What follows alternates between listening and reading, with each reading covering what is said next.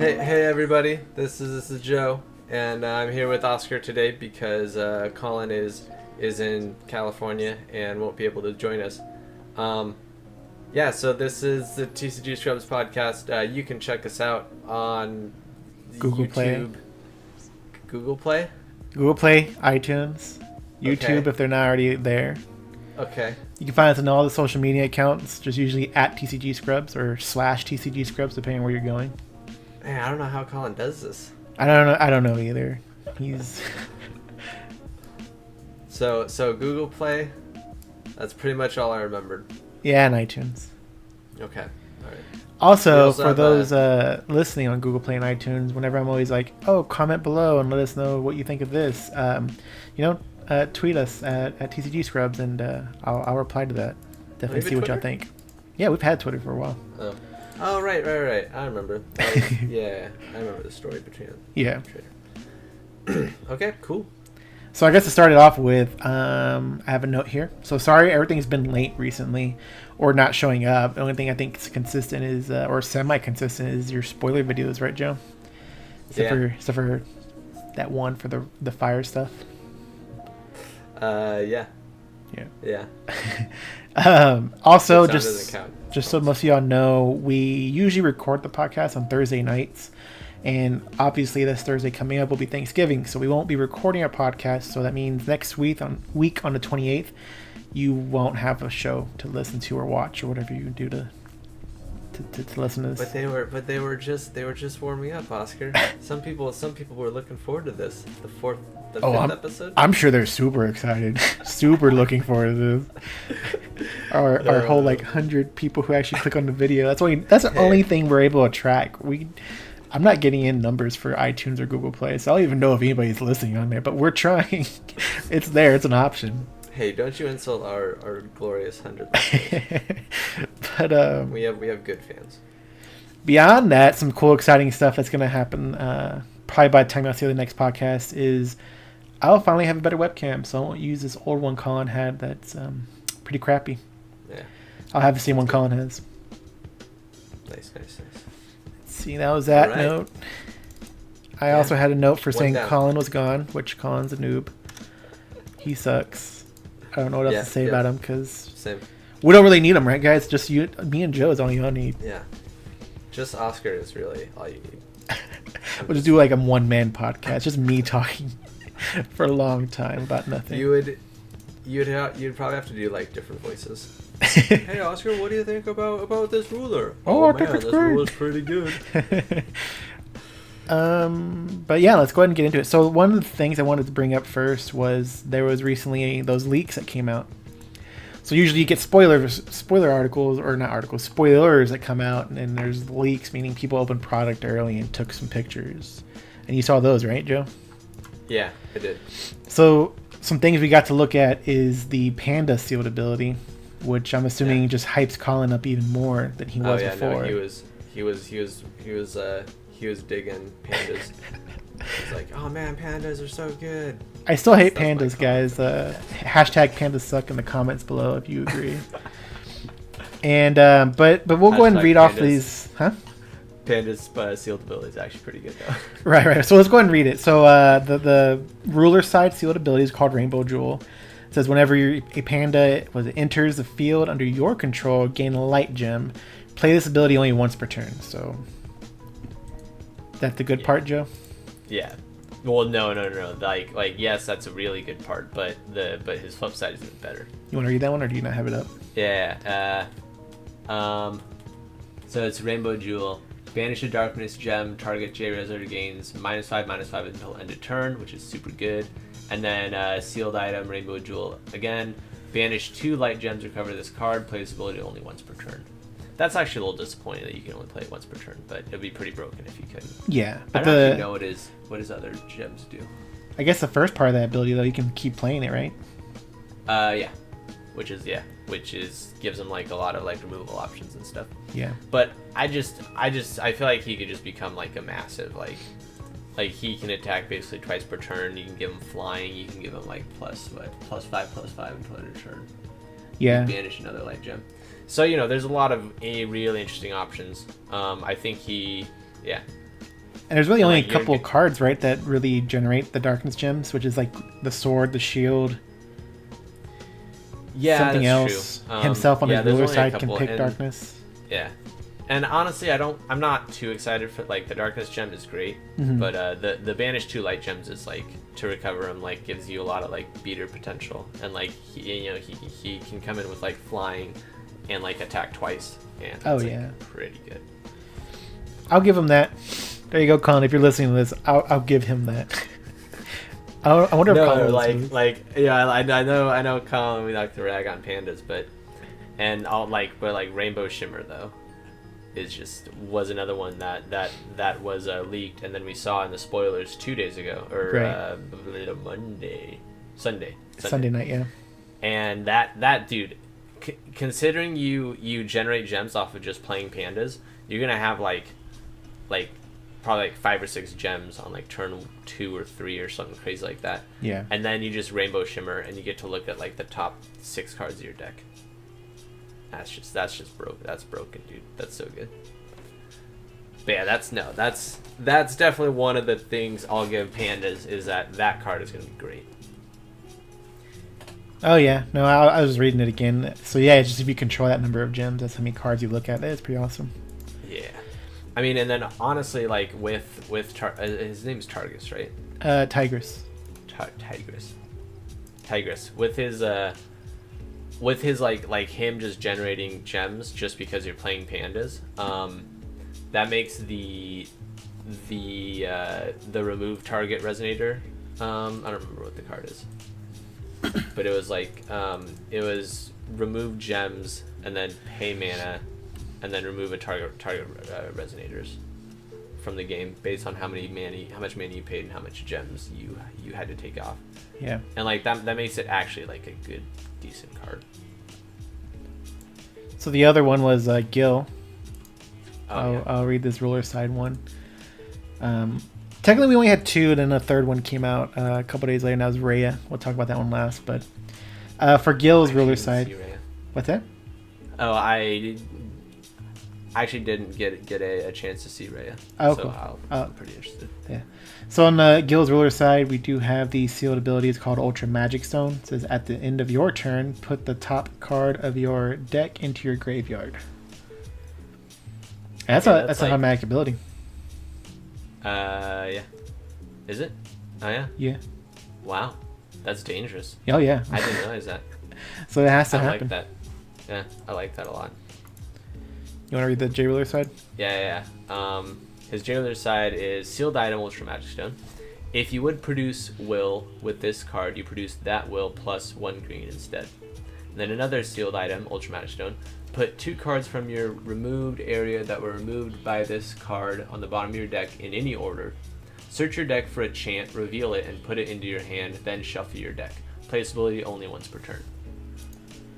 Now I think this is like insane. Like this, I think Gil is gonna be insane. Like the amount of like rifling and sifting through your deck. Like I feel like he's gonna be played very similar to like a. I don't think it's Delver in Magic, but it's oh man, it's very close. Anyways, there's a mechanic in Magic where you can like play stuff from your graveyard, and I'm sure someone will be on to like correct me and talk more about it. Yeah. Because I don't really know a ton about it, anyways.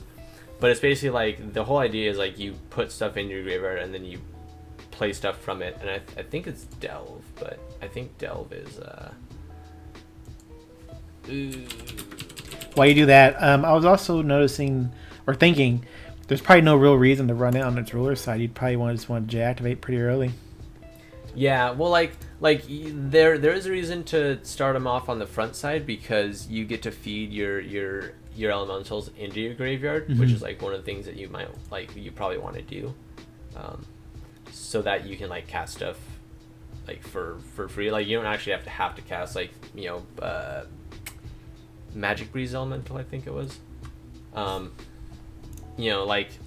It's just it gets stuff in your graveyard, which is like the elementals that you want to play in there. It's not Delve. It's a very similar dredge. Dredge, that's what it is. Dredge. I'm sure somebody already answered it by this point. Huh? I know, right? Let me check out what dredge does real quick, because I do not remember.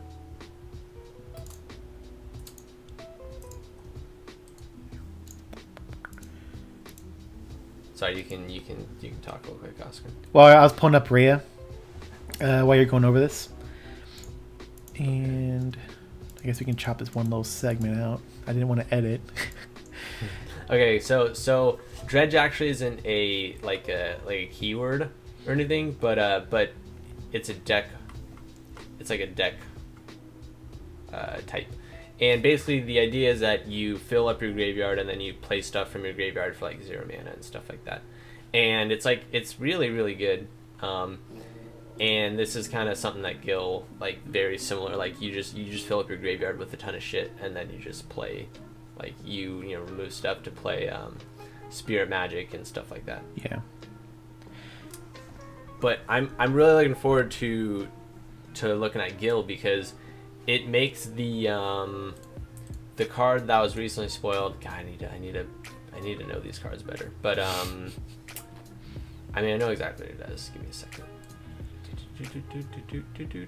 It gives Ultra Awakening, which is a quick cast, 6 mana. Target Jerry gains plus 2,000 till end of turn. It makes that basically like a 4 cost. Yeah. Because it's Spirit Magic, and when Gil's flipped, he can generate 2 free will instead of just 1. So like, it actually makes that possibly like playable. And it also makes his cancel in that case cost 1 instead of 3 green. Yeah, no, that's a real reason. I think I'm most excited, because like that 1 cost, like, it's gonna be a 1 cost cancel, like when he's flipped, and like having 4 1 cost cancels with like no downside. Well, obviously you have to remove your Spirit Magic or your Elementals to generate the mana. But having those 4 1 cost cancels, having 4 other 1 cost cancels that are the recently spoiled 1 cost cancel, and then you have like probably 4 spare spells and probably like 4 70 wins, and like that's like, he could just be like a cancel god, and he has barrier. Oh yeah. Which like, he just protects himself. Yeah. I'm really excited to make it go. Moving on to Rhea, the 4th daughter of the Mikage. Her ruler side sealed ability, called Ominous Moon, says at the beginning of the game, put 2 mystery counters on this card. So now you start the game off with a total of 3 mystery counters instead. Really? And you play Rhea, don't you? Yeah. I have played her. So that's pretty good to you? Oh, yeah. There's a lot of really good stuff on it. So, what does her flip side do?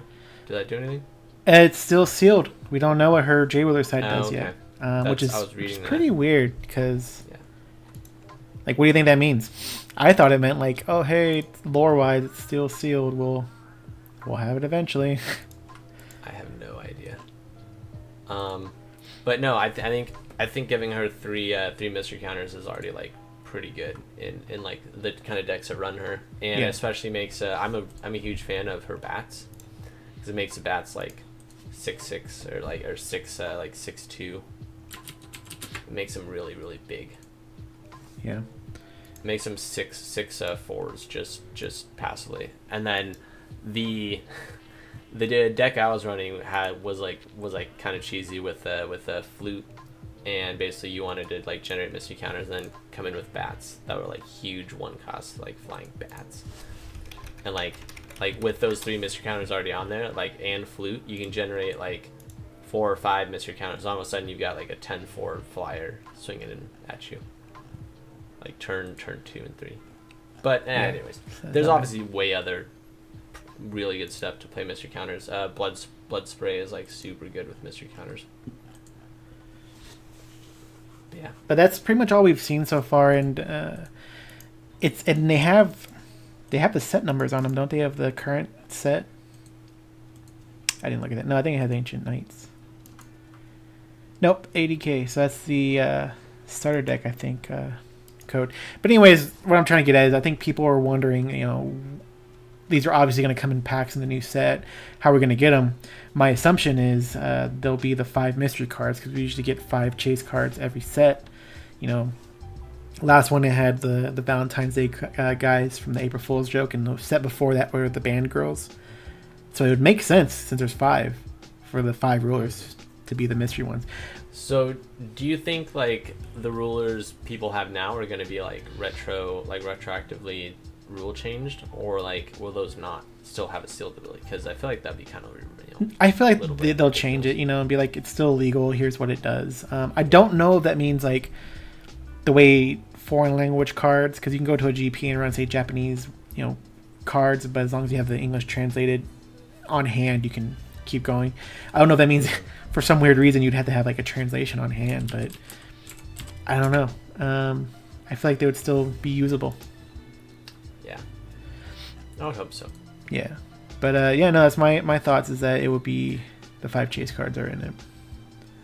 And it also leaves a little bit of like confusion if you're like playing like for newer players and stuff, trying to convince them, hey, this weird nonsense right here means that I can gain a light gem every time a panda comes in. It's like well, like how am I supposed to, like, how are people supposed to know that, Oh yeah. So it's interesting what Force Will is trying to do, but yeah, I just feel like it was probably a good idea on paper, but then like in action, it's like, yeah, let's not do this again. Let's not have these weird sealed abilities and then later release them, because then it's like, how do you fix the originals, and how do you go forward? And then like Rhea, her G ruler side still has one sealed. It's like, what does that mean? Yeah, pretty weird. Yeah. Another thing I meant to talk about is something that I shared with you, Joe. I don't know if you saw it. Nobody responded to it in our chat, but because I'm a loser. But the next set is the third set coming out in March, the Time Spinning Witch. Okay, yeah. And the poster that kind of promotes it has Lumia, and it looks like Nayar and Charizard. Who? Charizard. Shahrazard. It sounds like you're saying Charizard. I did say Charizard. It's their name. Anyways. No, just... Did I stutter? But no, I thought it was cool. If you read the kind of like news article about it from, was it AC? Oh gosh, I can't even remember the certain website. I'll link it below so y'all can see it. It mentions that starter deck's coming out with the set, which is interesting because they've never done that before. Oh, yeah. And now we don't know if it's starter decks, more than one, or starter deck, just a single one. So we'll find out. And like, what is it? What could it be? Would it be those rulers we just saw, and now they have their sealed abilities unlocked, meaning all the old product is pointless, meaning, stores would get mad. Just the way it was at was it Moon Priestess Returns? It's a pointless product. Mm-hmm. So hopefully it's not that. Hopefully it's something new. Yeah. It's pretty interesting that they would like be pushing more more starter decks. It is. I mean, which I mean, obviously, like their starter decks are like really, like good. Oh yeah. Like Mikage, which and Feasting, who were both like very like inside the meta just because they're from starter decks, and like, which is something I think Force Will does. That's pretty cool. Like they're not afraid to like have good stuff in starter decks. Yeah. And I mean, spreading the product out is not a bad idea either. I mean, we get 5 at the start of a new cluster, and you look at like other companies like say Pokemon, or even I think Magic, they at least have 2 theme decks or starter decks that come out per set. Yeah, but those are usually like terribly built, and they are pretty low power. Yeah, which is why I like Force Will. That like there's a lot of really good stuff in there. Like Lightning Strike was they reprinted that. I just felt like it was a great like jumping point for some people. Maybe just test it out, see what it was like. And we still haven't heard about Vingolf. Who knows if we'll get another one. That's a mystery still. All right, so another thing I had to talk about this week, and we're really breezing through this, so it'll probably be a short podcast. We're roughly 20 minutes in. But Welser, so I don't have much experience, like just looking at it or thinking what's going to go good with it. So this is really going to be you talking about this, but because last week we talked about Ayu or Ayu, however you pronounce her name, and some people want to hear about Welser and just thoughts towards that. So what do you think? I personally, just from what we had seen that first week he was revealed, was like, you have to have a lot out just to get him like flipped and going. And they obviously showed ways of rushing it through, but I'm still just not I'm just not super impressed. Right. So I am very looking forward to Welser. He seems like he's gonna be like a really interesting like deck type. Like I don't know if going the using all the magic crests to use his judgment is like really the good way to go, but a couple points that I just think is just pretty insane is like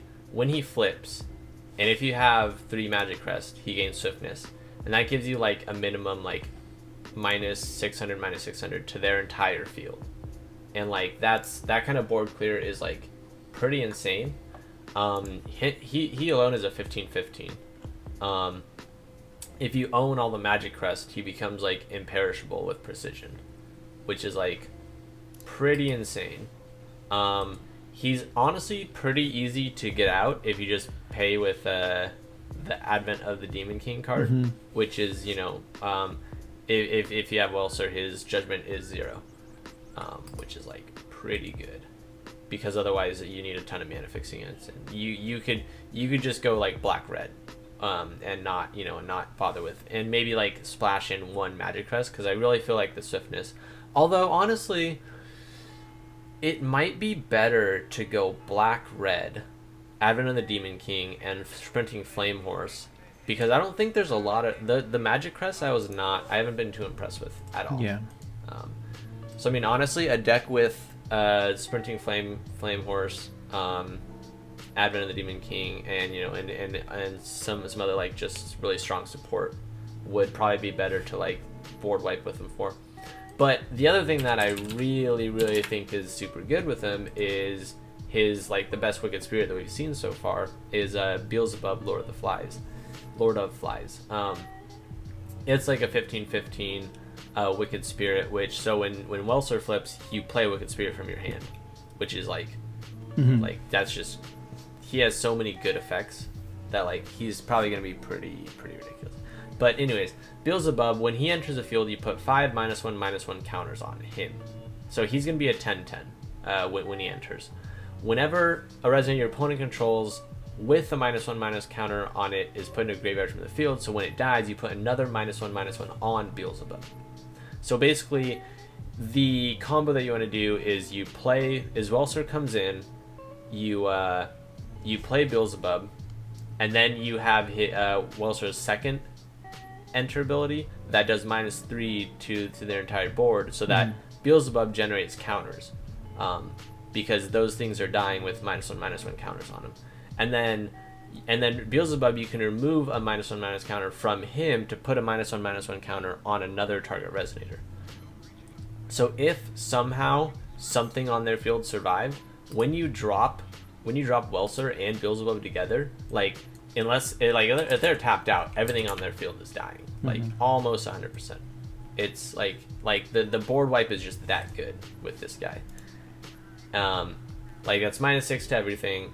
Beelzebub's gonna be generating -1/- counters, and he can just ping stuff, like put more -1/- counters on people. And he's like a 15/15 flyer. Like that's insane. Yeah. So that combo alone, I think, is good enough to make Welser just absolutely insane. And we don't even know what other Wicked Spirits are gonna be like showing up. So it's true. That one actually was one of my favorite cards so far, just because of what it was and how it worked, was Beelzebub. Yeah, it's super interesting. Like, it's a really cool card, and Welser is like pretty cool, honestly. He's gonna be really strong. Sounds good. But that's why I'm really excited for Welser. Like, there's a bunch of different ways to play him, and like he just has a lot of potential. Yeah. Another card that I think got a lot of people excited because Ayu was her special magic stone, Possession Stone. which was first ability tap produce blue, or the second ability tap and produce any of the colors, but you can only do it if your J/ruler is IU. Yeah. So let's just pretend in this little fantasy world that I'm going to create that in this set, dual stones don't get created again. They don't get reprinted. We hit rotation, and this is the only thing that can produce multiple colors. Do you think that she becomes the play? No? Well, I think there's a lot of other ways to still like produce, like Welser himself, like hits. I mean, we might not see as much support like for him later, but I mean that's a good point that if we do end up losing like dual stones, then there's going to be a lot more restrictions for deck building. But like Welser, you get to play stuff with your red mana, which like is mana fixing, you know, and if he has a good deck, like if he has good support in this set, he won't even need that much in the next couple sets when rotation actually comes along. So, but it's a good point. Do you think they would go about without reprinting the dual stones? No. You think it'd be a bad idea? No, I mean I think it'd be a good idea. Like basically what you know, like there's precedent for it. Like Magic had dual stones, which are basically they're like extremely expensive now. But they started off with like dual stones with no downside, like what you know, like what we have now and what we had in the last set, and then slowly they started phasing those out in favor of different ways to get like mana fixing or stone fixing, but there were downsides, like you know, now they don't really they will never again print those like just straight up dual stones, right? Because you know it's just too good. So Forcible might go the same way, where you know they'll just phase it out, and we'll see like dual stones closer to what we saw with in Vingolf, where it starts with counters, and then which is still then that's still really good mana fixing. But I know like one of the ones from Magic was it was a black green that said like if you control 3 or more lands and this land comes in tapped. Right.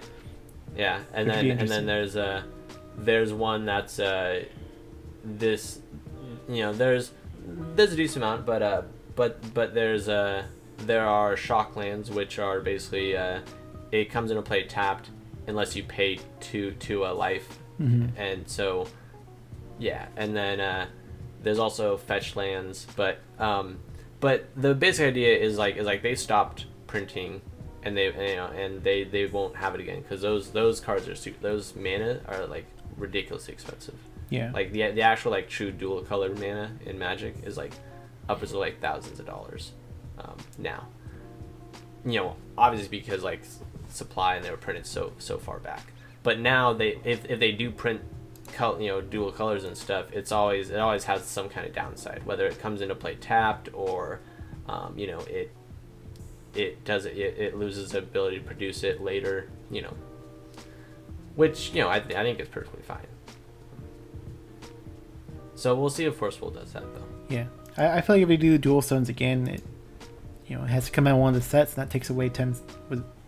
How many others? 10 slots. Well, no. Well, didn't they bring it into the Vingolf set on the last in Lapis Cluster? Well, that one didn't have them. I'm talking about like the normal ones, like just they don't have the negative effects on them. Yeah. The regular dual color. Right. I thought those came out in the first Vingolf in Lapis Cluster.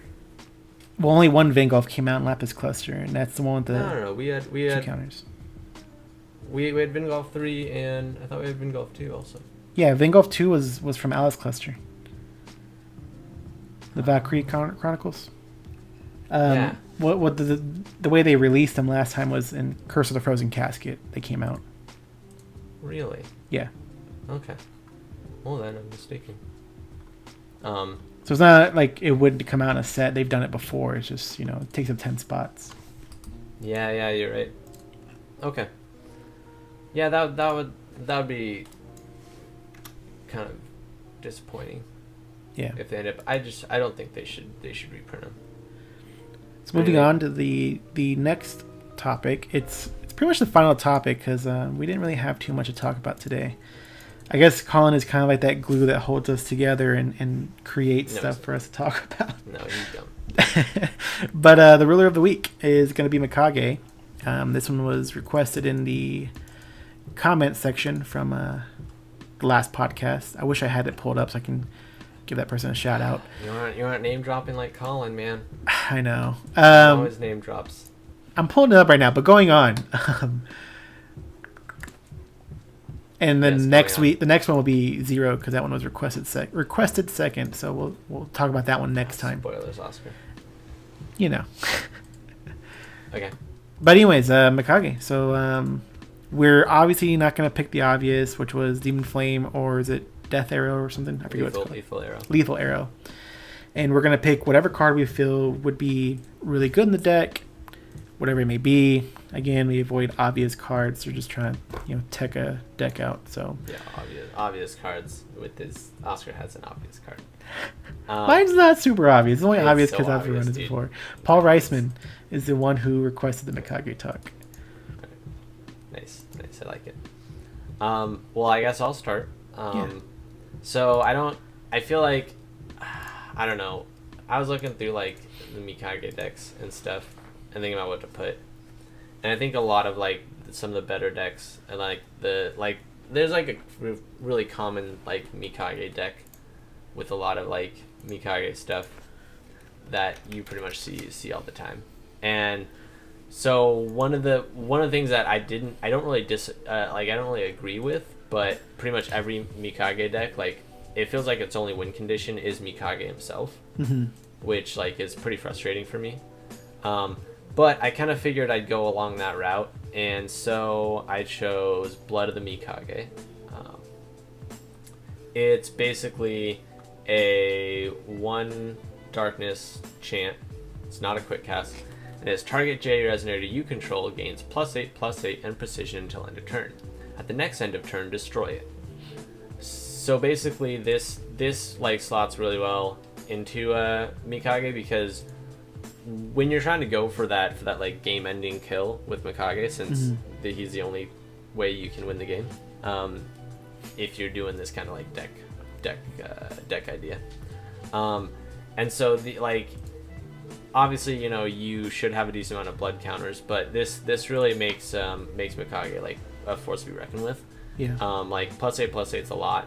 It kills your Mikage, but it doesn't matter because he has imperishable. Yeah. So he'll just flip back, and then you can do the same thing over again if you need to. And yeah, you just like that's how you get in and like be flying, and then you swing for game. And yeah, I mean 17 at worst case scenario with no blood counters. Yeah. It's not bad. So, I like it. Yeah. I remember running that with the old Kaguya from Alice Cluster because you could just cancel the automatic ability and keep living. Yeah, that's true. I remember I ran it with in Zero Bomb because you didn't care if she died. Yeah. Because the other person was dead first. But yeah, Blood of the Mikage is a fun card. Yeah, it's not bad. I feel like Mikage can still stand up there with some of the other decks just because it's easily... I mean, not easily. It can easily destroy, say, Resonators. No matter the cost, just barrier, really hurts. So yeah, Blood of the Mikage is pretty good. Yeah, I like it. What do you have for me? I picked something that, as you said, was super obvious. I don't think it's super obvious. It's so obvious. Sprinting Flame Horse, because of the inheritance. You tap 1 red, target J Resonator gains +2/+2 in swiftness until end of turn. I like it because you spend most of the game, like I did. If y'all look in our old videos, I did a green, black-red Mikage deck. It did pretty good, and it would just sit there and control most of the game, and then build up those counters and just flip it over. And because we don't have Levitine anymore, which it did used to run Levitine in place of this, but you'd flip, give it swiftness, swing, they wouldn't block, you'd pump it up with all the counters, and that was usually game. Maybe you got a couple hits in earlier in the game. Yeah, it's a testament to how bullshit Levitine was. Like I was always kind of a fan of Levitine. Like I didn't think it was insane. I mean, but obviously like looking back, people are paying like a mana and a quick cast just to give their J resonators, like their J ruler swiftness. Like you don't really see this giving other resonators swiftness. It's just the ruler. It's like the ruler. No, he needs swiftness when he comes in, and if he doesn't have it, then you jam this into your deck and wow, bada boom, bada bang. You're a swiftness guy now. But no, I felt it was a great addition. I don't feel all of them run it, but I feel like this one should. Dude, they all run it. There's like Welser is gonna run it. This card is literally just people are just playing it because it's Levitine. And well, a cool backup pick I had was what's his name? I don't have it pulled up right now. The one that he comes in and destroys. The super obvious guy, dude. That's just a lethal arrow and a demon flame on a resonator. Yeah, I know exactly what you're talking about. Urashima Taro. Yeah, Taro. 2 cost black, 5/7, and when he comes in, he will destroy target damaged resonator. Yeah, I guess it is obvious. I guess I picked some obvious cards. So obvious, dude. My backup was something that I don't actually think fits well in his deck, but I think it's just a good card regardless. It's Blood Spray. Mm-hmm. It's a 2 black, draw 2 cards. This card deals 300 damage to you. Like you don't even have to use the Awakening really, but I just think that the card draw is pretty valuable. Yeah. And I think it's decently costed. And I think Mikage doesn't like. Everybody loves drawing cards, so. I like Blood Spray. So. And for those who don't know what Blood Spray is, did you already read it? I read the first one. Yeah. Just draw 2 cards, deals 300 damage to you. Although you'll never use the Awakening with Mikage, so that sucks. But not bad. Obviously, we only had 2 picks this week because Colin's not here. So let us know in the comments, like, what would you pick? What do you run in yours that's not super obvious? Pick man, no guys, I'm here. I'm Colin. I had 2 really good picks. My first pick was Demon Flame. I think it's just good in a Mikage deck. And my backup pick was Lethal Arrow. What was your third pick, Colin? Oh, it was something with pandas in it. Because they go with everything. Anyways, guys, like I said, short episode this week. Thank you for listening. Next week we will be talking about Zero. And next week's big subject, I wanted to call in here when we did it, was I've talked to you about this the other night, Joey. Was like, how do you get, or where does a new person jump in at? How do they get in the game, or what's our recommended starting point for somebody who is new? And then that's a podcast you can share with somebody who's new, and they can listen and figure out how to get in. So that'll be next week's subject. Yeah, nice. Sounds good. Yeah. Well, thank you for listening, and we'll see you next time. I'm doing a little wavy thing on the camera. That'll be great. Alright, I'm stopping my recording now.